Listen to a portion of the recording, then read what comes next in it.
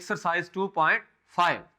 इसके अंदर हम जो आयोटा वाला कॉन्सेप्ट है उसकी जो पावर्स हैं उनको हम यूज करेंगे और सिंप्लीफाई कर लेंगे, और बाकी जो क्वेश्चंस हैं उनके अंदर भी कॉम्प्लेक्स नंबर्स के ही कॉन्सेप्ट्स को अप्लाई करेंगे। क्वेश्चन नंबर 1 सॉल्व करते हैं। पार्ट नंबर 1, इसमें वो कह रहा है आयोटा पावर 7 को सिंप्लीफाई करें।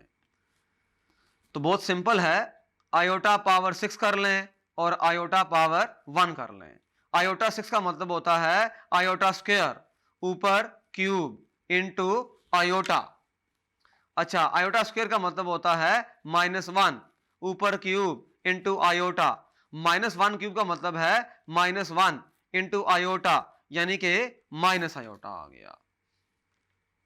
तो हमने ये सिंप्लीफाई करके चेक कर लिया कि माइनस आयोटा है इसका आंसर सिंप्लीफाइड फॉर्म में। अब इसका पार्ट जो है वो आखिरी पार्ट सॉल्व करते हैं, यानी कि 6th part.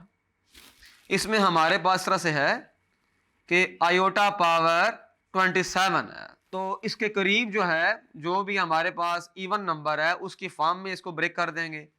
Iota power 26 into iota power 1 में कर दें, क्योंकि 27 होता है 26 प्लस 1, तो इस तरह हम इसको ब्रेक कर सकते हैं।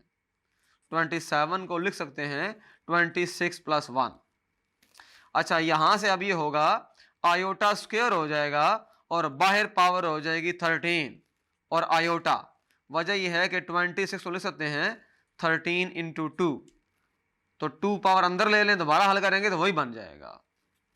आयोटा स्क्वायर होता है -1 power 13 into iota, because iota square equal to -1। तो -1 की पावर जब भी ऑड होगी तो -1 रहेगा।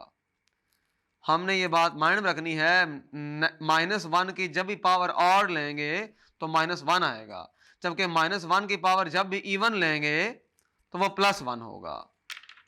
तो -1 इंटू आयोटा, अगेन हमारे पास माइनस आयोटा आ जाएगा। यही इसका आंसर है।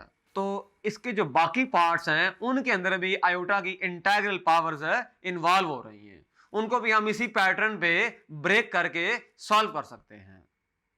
Thank you.